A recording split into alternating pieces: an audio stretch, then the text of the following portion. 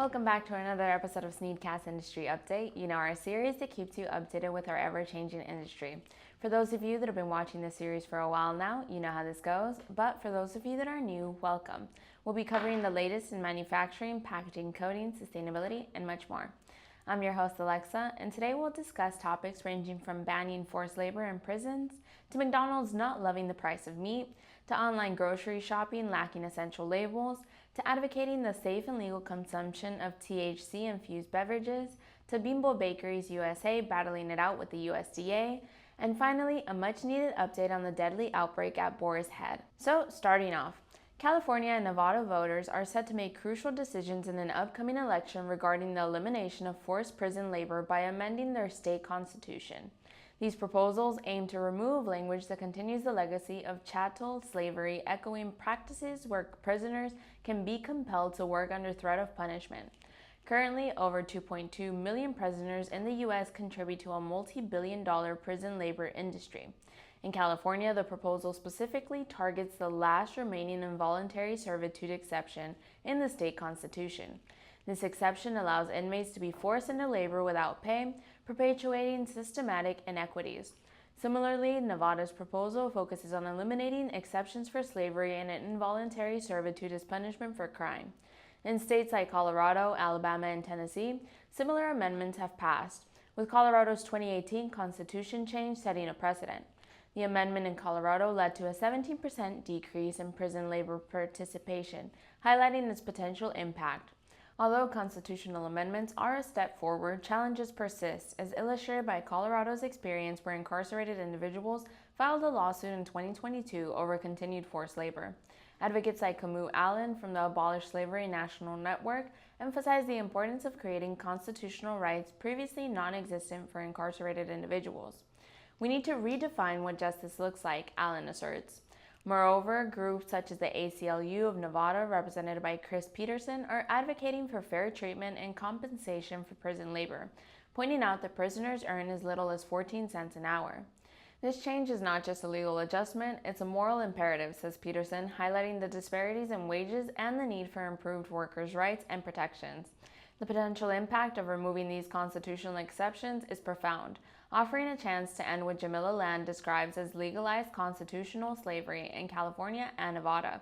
The proposed changes don't only seek to rectify historical injustices, but also aspire to establish an equitable framework for incarcerated individuals engaging in work programs. This move could reduce recidivism as fair labor practices are linked to successful reintegration into society, ultimately paving the way for systematic reform. Moving on, the fast food giant McDonald's has initiated legal action against the leading players in the meat industry known collectively as the Big Four, including Tyson, JBS, Cargill, and National Beef Packing Company, accusing them of participating in a decade-long price-fixing scheme. The lawsuit filed in New York claims these companies manipulated the beef market by limiting supply, thereby inflating prices in violation of antitrust laws, specifically referencing the Sherman Act. According to McDonald's, this alleged conspiracy began as early as January of 2015, impacting the pricing of billions of pounds of beef consumed annually by Americans. The U.S. beef market, valued at approximately $95 billion in 2020, has been under scrutiny due to its concentrated nature. Over the years, similar accusations have been directed at these meat packers, resulting in significant settlements such as JBS's $52.5 million agreement in 2022 and Tyson's $221.5 million settlement in 2021, following price-fixing allegations in the chicken industry. Although these settlements did not admit wrongdoing, they highlight ongoing concerns about competitive practices in the industry.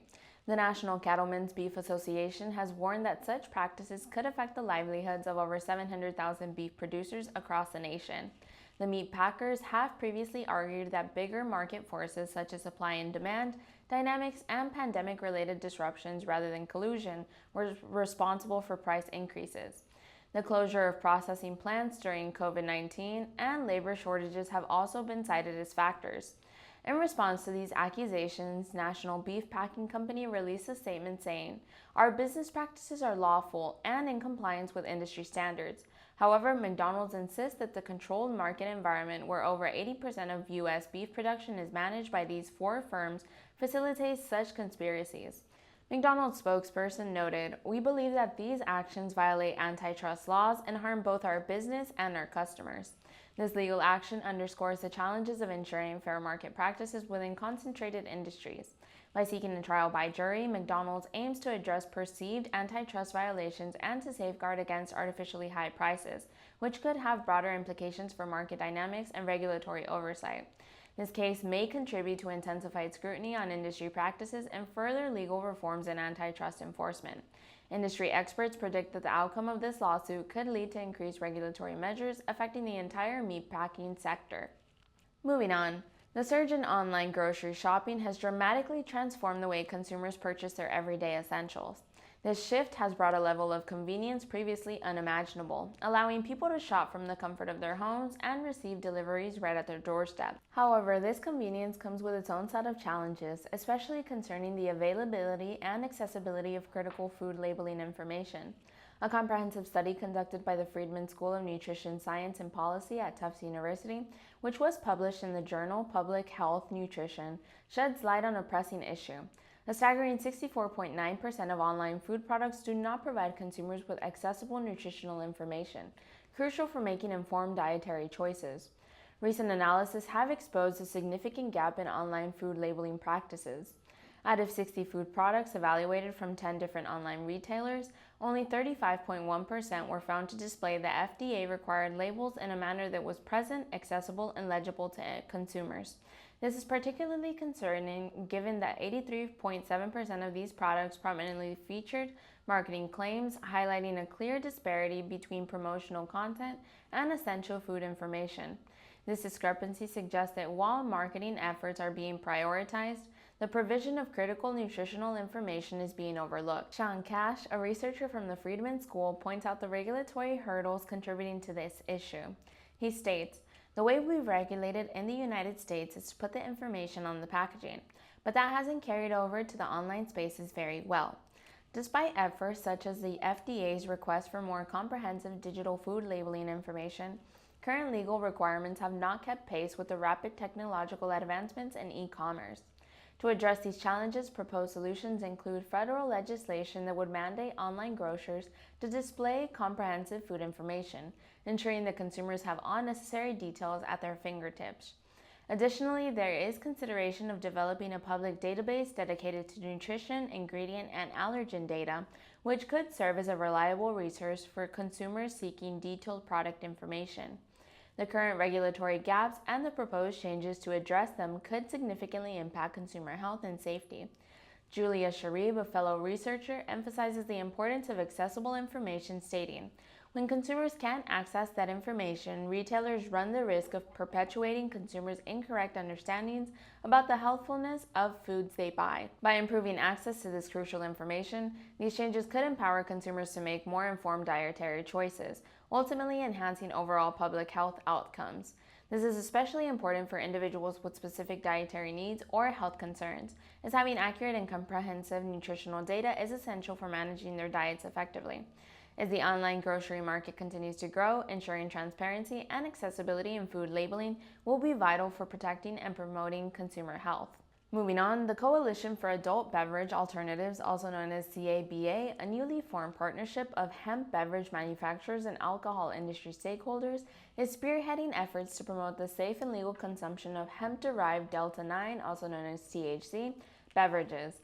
This initiative was established in response to the legal framework set by the 2018 Farm Bill, which legalized hemp products containing less than 0.3% THC. CABA aims to ensure proper legislation with consumer safety within the booming THC beverage market, acknowledging the rapid growth in consumer interest in these products. Key developments in the industry have seen states like Minnesota take the lead in creating comprehensive regulations that allow for the sale and on-premise consumption of low-dose THC beverages. Minnesota's approach prioritizes consumer safety through age restrictions, rigorous third-party testing, and standardized packaging requirements. These regulations are designed to protect consumers from potentially harmful products and ensure that only safe, tested beverages reach the market. However, lacking regulations in other regions have led to growing concerns over high-potency products targeting minors and utilizing synthetic cannabinoids, which pose significant public health risks. This situation emphasizes the urgent need for comprehensive federal standards to ensure uniform safety measures across all states. CABA is actively addressing these challenges by advocating for measures that include transparent ingredient sourcing and clear dosage guidelines. Their proposals are designed to encourage responsible innovation while enhancing consumer protection. This includes a call for these beverages to be sold alongside alcohol in appropriate venues, ensuring that higher dosed versions remain limited to regulated marijuana markets to prevent misuse and protect vulnerable populations. The impact of these regulatory efforts aims to stabilize the legal market, which is expected to significantly benefit U.S. hemp farmers and bolster local economies. The impact of these regulatory efforts aims to stabilize the legal market, which is expected to significantly benefit U.S. hemp farmers and bolster local economies. They urge for a balanced approach that maintains the sector's growth and contributions to the economy. By working with federal lobbying firms, CABA is positioning itself as a critical voice in shaping the future landscape of THC beverage regulation, striving to ensure the consumer safety and industry viability coexist harmoniously.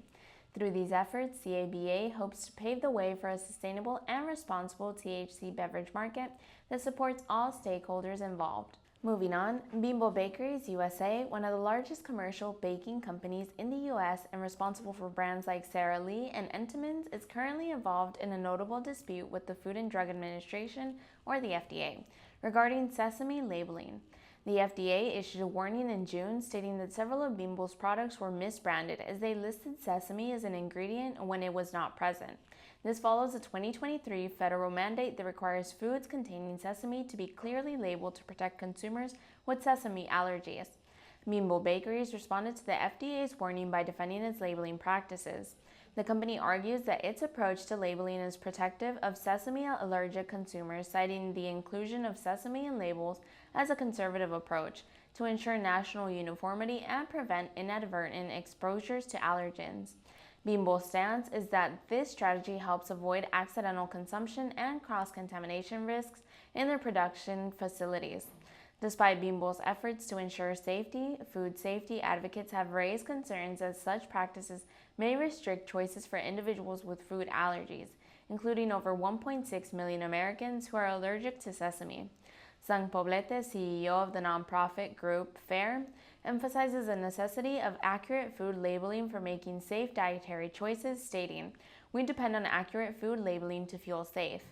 Bimbo's refusal to update labels in accordance with the FDA's recommendation poses potential regulatory challenges, as the FDA could enforce consequences ranging from recalls to fines or legal action. However, Bimbo highlights the complexity and expense associated with segregating sesame use within baking plants and has already adjusted labels for products inaccurately flagged for tree nuts. This ongoing standoff underlines a broader issue of food safety and labeling practices, affecting millions of consumers and the potential regulatory and financial impacts on companies that resist compliance. As the situation evolves, it raises important questions about balancing consumer safety with operational feasibility in the food industry. And we've made it to our final story. The USDA has launched an extensive internal investigation due to significant concerns over the management of reports at a Boar's Head deli meat plant in Virginia. This inquiry was spurred by a Listeria outbreak linked to the facility, which tragically led to 10 deaths and nearly 50 hospitalizations across 19 states since May of 2023. Senator Richard Blumenthal has been instrumental in advocating for this investigation, citing persistent issues such as mold and unsanitary conditions. Blumenthal stated, "The repeated failures at this plant are unacceptable and demand thorough scrutiny." Led by USDA Inspector General Phyllis Fong, the investigation aims to determine if federal and state inspectors responded adequately to the multitude of problems reported at the facility. The Jarrett, Virginia plant was closed and over 7 million pounds of contaminated deli meat were recalled, representing a major effort to address these safety violations. Despite these actions, Blumenthal expressed dissatisfaction, noting, "The USDA has been slow in taking decisive action against these breaches." The USDA has since implemented additional training for inspectors and increased the frequency of random inspections at similar facilities nationwide. The primary challenges revolve around the USDA's inspection practices and the transparency of its enforcement processes. While Boar's Head has halted production at the compromised plant, questions linger regarding the effectiveness of state inspections under federal oversight.